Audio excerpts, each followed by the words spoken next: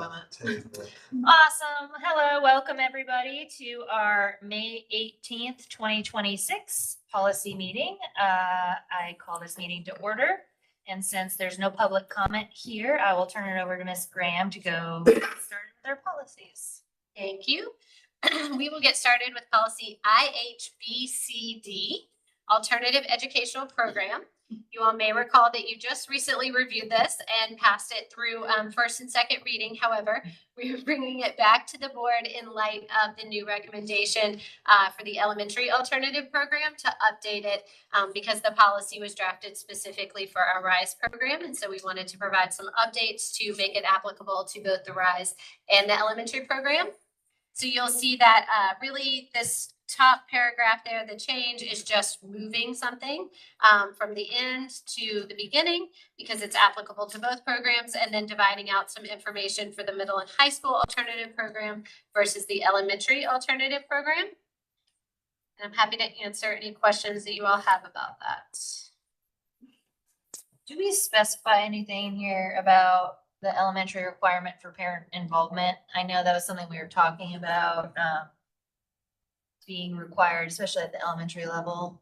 Yeah, I don't think that it is necessarily included specifically in here. It says that they'll receive instruction in behavior management, conflict resolution, life skills, and character education, but it does not specifically talk about the parental involvement requirements. I think that is something that the principal would probably address with each individual student orientation.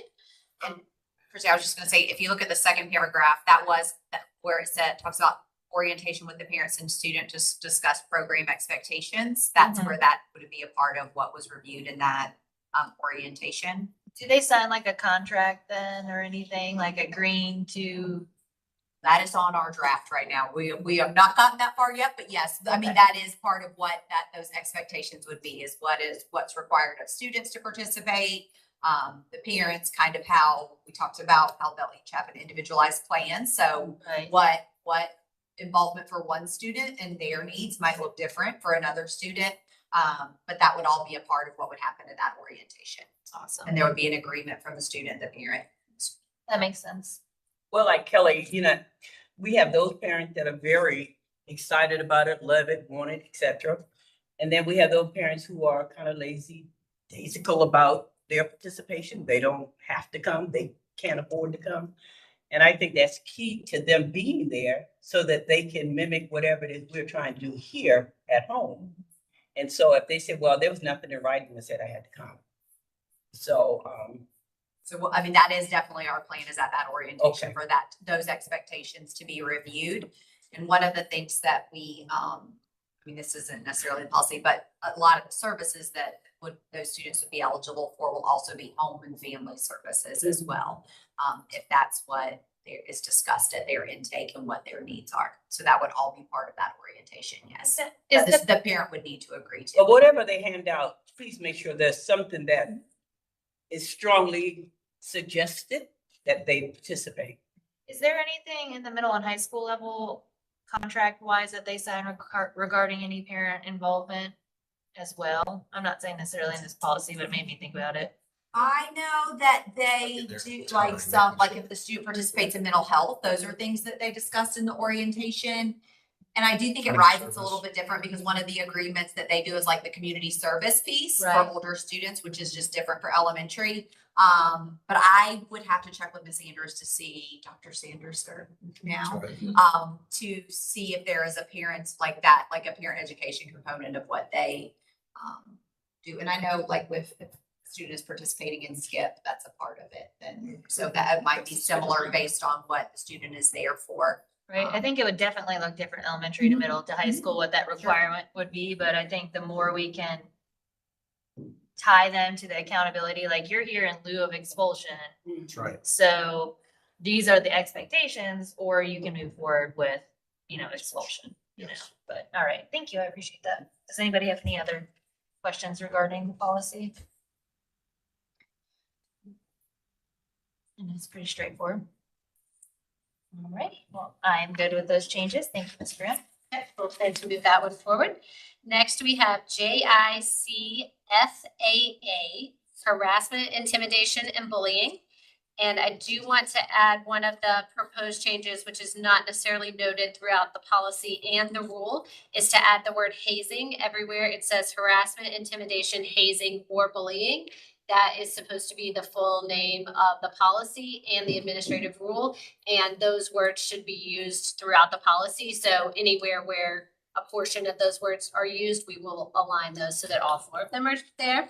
It was in the last one, right? In there before we updated it? It is not currently in the title, but it is It's in in the- some of the language, yes. And so we just want to align that to make sure that it's consistent throughout. And then otherwise here in the policy, we'll get into the rule in a second. We are just providing some updated language and not any significant changes to the policy itself. So that doesn't change any like added reporting measures or like, So most of that is included in the rule that we'll Okay, get to in a second, okay. yeah. so top level view, if from the public consumption, what would you say is the main change here? The only real substantial change to the policy itself and not the administrative rule is just the addition of the sentence here in the 3rd paragraph. That first sentence, harassment, intimidation, hazing, or bullying may include the above listed behaviors when they occur repetitively or have the potential to occur repetitively or in a situation that involves a real or perceived imbalance of power, which is taken from a lot of the national definitions of bullying. And is that in line with the state definition? So the state definition is what's listed immediately above that, those 2 bullet points. And South Carolina does have a specific definition, which we're required to use. So that is the South Carolina definition. And then that additional language there is from more of the national organizations for bullying and some of their definitions. Does anyone have any questions? We're good to move on. Next is the administrative rule. This is where you'll find more of the detail about the reporting process. And again, I would note that we will add hazing throughout to make that consistent. There do appear to be a lot of crossouts at the beginning, but if you look towards the end of the policy, there's a lot of additional information added. So it's more just restructuring there. And you will find similar language here in terms of the definition. And then what part of the goal in reviewing this policy is to streamline the reporting and investigation process, because what we had listed before, it's a little complicated. It was hard for parents and administrators to follow.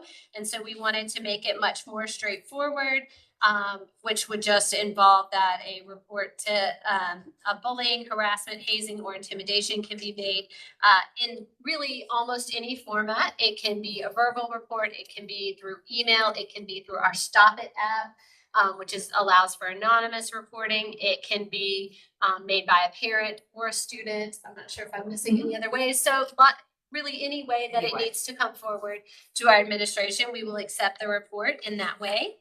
Okay, I've got a question. Uh-huh. So if we said verbal reporting is acceptable, Mhm. a student can say, well, I told them, in fact, I've heard, that particular statement. I told them, but nothing was done. And So- so Yep, so that can be internally, the initial. yes, and we are coming up with a procedure for tracking that. Okay. So everybody who receives a report would be responsible for logging it and then tracking through whether there was an investigation or the outcome. And so that will help sort of streamline that process. Because a lot of times we post it into educator's handbook or put it into Powers. And so now trying to put it in one area that's Right. one-stop shop for everybody, so it's in the same place, so. And so then you'll see there under kind of after all the bullet points that are marked out, you'll see the start of the investigation process, which starts with upon receiving a complaint, the principal or their designee must contact the reporter or purported victim to discuss the allegations.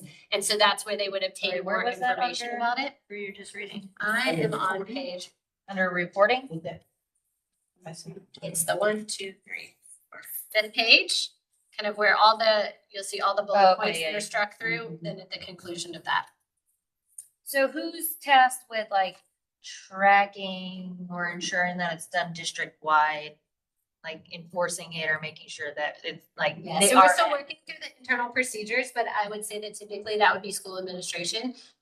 Likely they would assign someone whose responsibility that would be, although I don't think we've quite sorted through the details. Would that be, so where would that data, would it be stored in a central location that the district could then review district-wide to ensure Yes. accountability? So Ms. Mercer Brown has been working on a system for collating all that information. And that way we would have it, because often our other systems don't necessarily have a good format for storing it. For example, in Power School, it would show up as a disciplinary incident. So if the report is unfounded, we don't want it to be reflected as a disciplinary incident in Power School. And we want to make sure that we could track it by both the reported victim or the reported aggressor. And so we're working on a system that would allow us to better track that outside of some of our current systems. So that So you is have the- stop it too, because you have all those. Well, So that's how what do I was you put it- thinking, when you so how do have put it so all in many one? Right. different So I- avenues to report, I just want to make sure that it's not lost in, just because there's so many avenues, that there's a central place that A, it's being collected at the school level, and B, that that's reviewable at a district level if they wanted to pull that data or information and make sure that it's being done, so. So that is the intent of the program that she's creating, and it would be trackable, like I said, by the complainant, by the respondent, or by something like school, things like that, so that we can review all of that data. Can we encourage our administrators to make sure that first week of school, when they're doing those little orientation things, that what we're working with regarding bullying, that is reminded throughout the week? Every so often, you just remind them. We To do the have a- students or to Yeah, the to the staff? students. To the Well, the students, so that staff they need to know know how to that too, report. remind the Right. staff as well. Yeah. And because sometimes you may say something to a teacher in passing, and they may forget, that's a possibility, got so much going on. But at the same time, just remind them how important it is that we keep track of this. We don't want anything to come back and, have somebody else say, well, I was standing there when she said it, Right. and they didn't do anything. Yes, yep, absolutely. this is So very Make important. sure that is reiterated to our students, and I know they get training on how to use the Stop It app as Mhm. well, so that That's they can report installed, that right, way. on all their Yes, it devices. is automatically installed on all their devices. So what were the forms of reporting again? Exactly, it was. I think they can report in any way. There is a formal reporting form in our student handbook, but we would accept it again, I mean, in any way that is appropriate. I think we say here that they can do it through the formal complaint, through email. They may also report it via the district's established anonymous reporting procedures, which would be Stop It. Is that form in the handbook, since the handbook's digitized, is that hyperlinked to like a reporting form?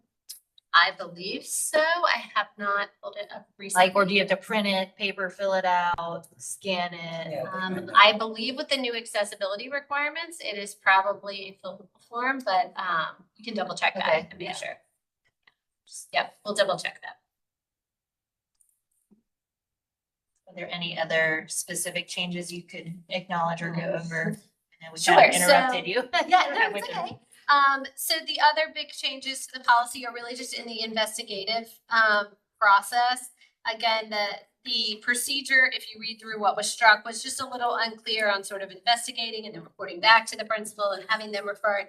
And so we're sort of trying to streamline that process and make it a bit more formalized and more like, as I mentioned last time when we looked at our personnel policies, we were trying to streamline those. So ideally, all the investigations for grievances, for bullying will be similar in nature so that you don't have to refer back to the policy and say, now, is this type of investigation or this type of investigation? They would all be aligned. So essentially, they can make the report. It will be investigated at the school level. And then there are appeal levels as well to the district office. Just, again, keeping in line with what we're doing, what's been done. I think we've always had good procedures in Mhm. place. It's just making sure that this is the same as maybe other reporting things to ensure that it's not confusing when people are Right. going to report. Yes, the procedure, Or Did- staff mostly. the and all procedure that. was appropriate before, it just wasn't in line with all of our other investigative procedures, so we wanna kind of align those. Yeah. So since the district office gets a report of the number of bullying incident or anything, can we see that? Sure. Just kind of follow it along and see what's happening with that. Okay, I had a question about the reporting. It states that the student should report to the principal. So does that mean they shouldn't report to their teacher?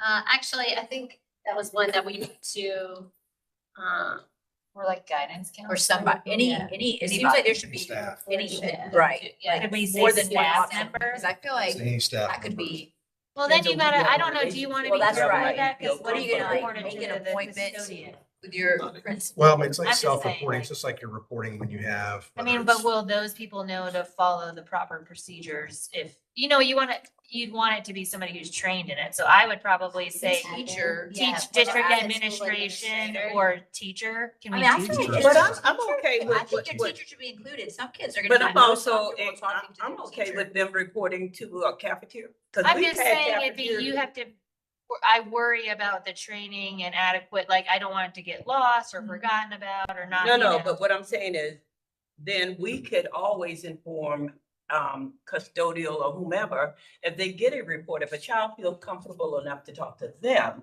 then they need to make sure they report it to an admin, because sometimes they may not want to go and talk to the principal, but we've had kids that they would share things with cafeteria. Well, that's why I Because asked that's that. what they feel close to. Cause like for me in high school, it's just janitor Bob. I love janitor Bob. He was like who I talked to. If I was like out in the hallway, he'd be like, "What's up?" Like he would know. And so I do know kids do confide in like different people. And so I would hate for something to go unnoticed because in their mind they're confiding in an adult, but I also understand. Yeah, where you I could would run be into concerned issues. about the training and reporting piece Yeah. there. I think a student would really, I mean, if they want to seek support maybe from that person in making that report and they go together to an administrator, but I think it would probably be appropriate to limit it to school administrators just to help with the Even training teachers, and the though? tracking Are we doing piece. teachers? Do you think teachers?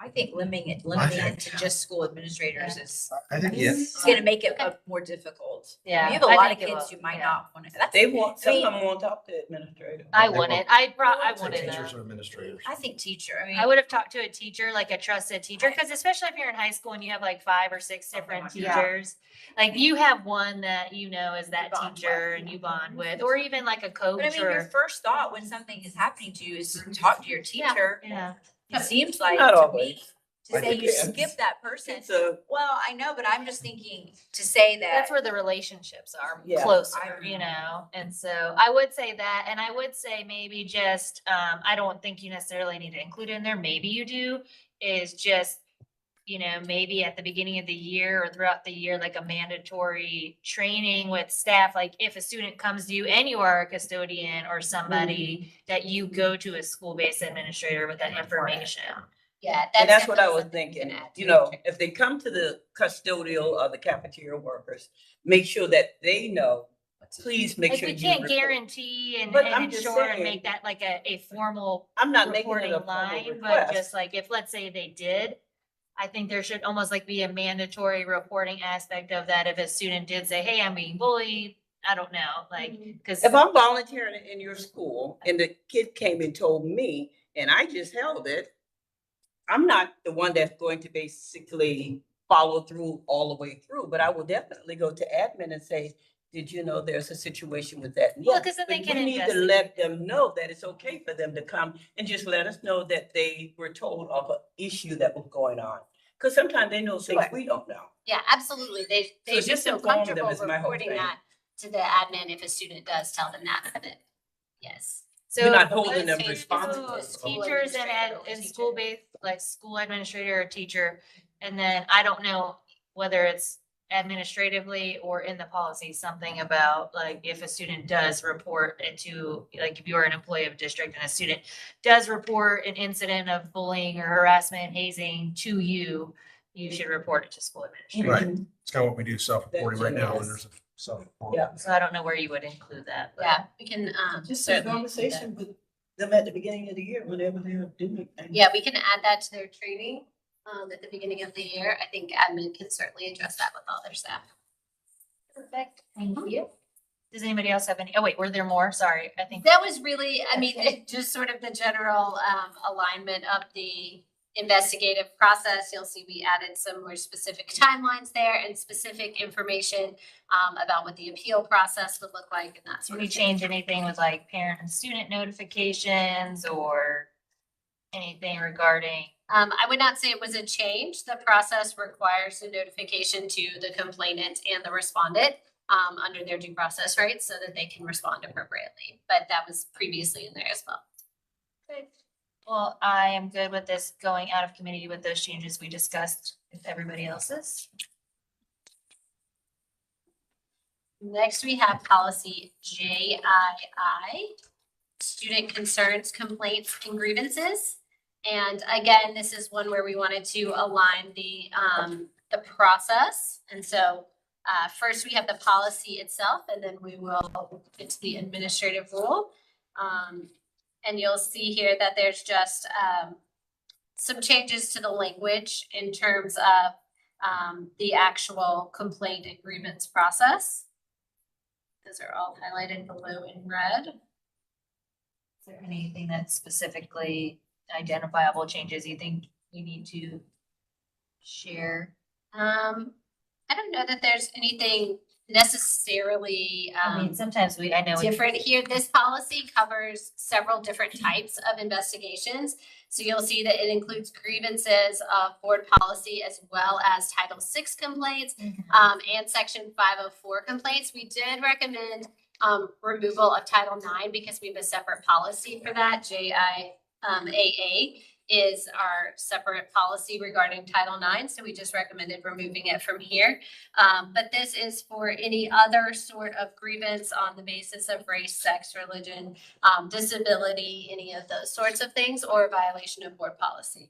Does the Title IX complaint process match the rest of the other processes? So essentially, the Title IX process is going to align with the district level appeal of these processes because the Title IX process is defined by the federal regulations. And so it is quite stringent and not practical probably at the school level. And so we have set up both these processes so that there would be a school level investigation and then the appeal to the district office level would align with the Title IX procedures.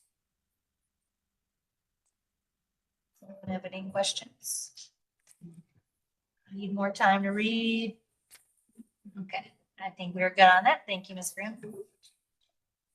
And then we have JIIR, which we do recommend for deletion here because it is really repetitive of JICFAA and JICFAAR, which we already looked at. If you look at the language here, it is almost exactly word for word some of the previous language that we looked at. So I just wanted to recommend that one for deletion. That's good, thank you. And then the last one that we have for tonight is a new recommended policy, the whistleblower protections. This is a finance policy that is required by federal statute. So I know Ms. Meunier is here to talk about that if you have any questions. But this is a recommendation. There's actually not a model policy from SCASBA yet, but we did locate this policy that another district in South Carolina is using, and Ms. Meunier and I reviewed it and felt like it was in line with the federal requirements. So essentially, this is allowing obviously reporting of any financial fraud or financial mismanagement without a risk of retaliation. So I have no questions or concerns with this policy. If everybody's good with it, does anybody else have any feedback or? All right. You're good. Just don't report me. all right, that's all we have for tonight. All right, and seeing there's no more public comment or no public comment, we will adjourn. Thank you. Yep.